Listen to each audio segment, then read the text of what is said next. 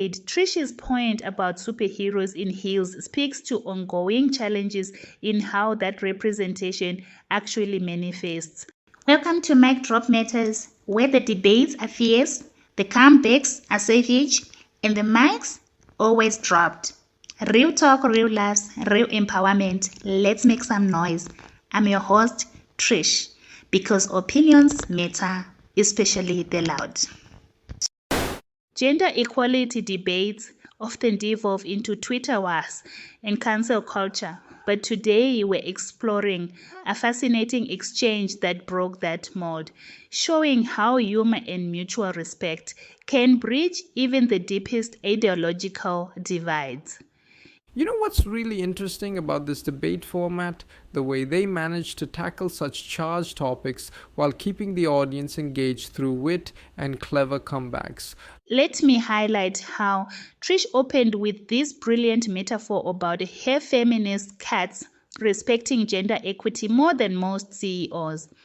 The latest data shows only 8.8% of Fortune 500 CEOs are women. So that observation really hits home. That's fascinating because Brian's counter about potentially getting cancelled speaks to a documented trend. Studies show 65% of Americans feel they can't speak freely about sensitive topics in the workplace. Speaking of workplace dynamics, when they discussed the pay gap issue, Trish brought up some compelling statistics. Women still earn about 82 cents for every dollar men make in comparable positions, and that gap widens for women of color.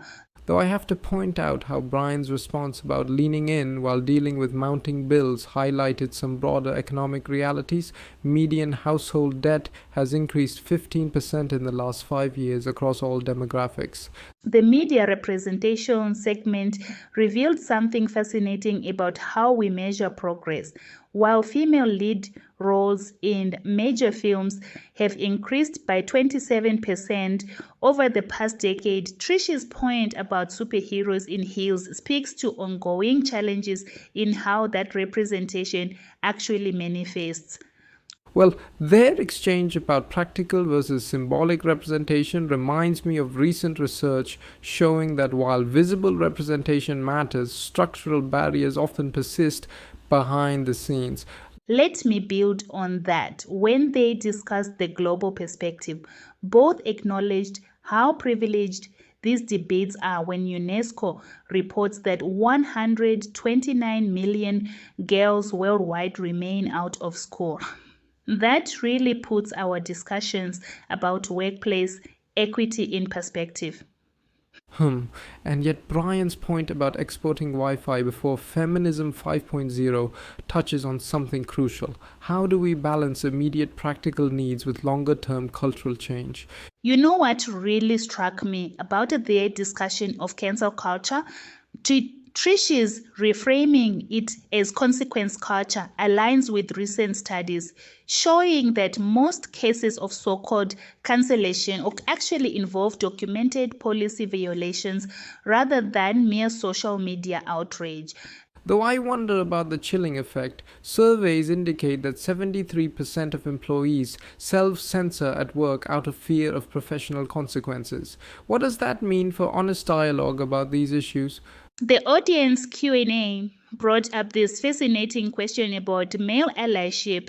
Recent research shows that when men actively advocate for gender equity initiatives, they're 42% more likely to be implemented successfully.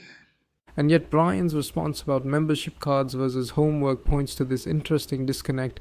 While 77% of men say they support gender equality, only 33% actively participate in workplace initiatives promoting it.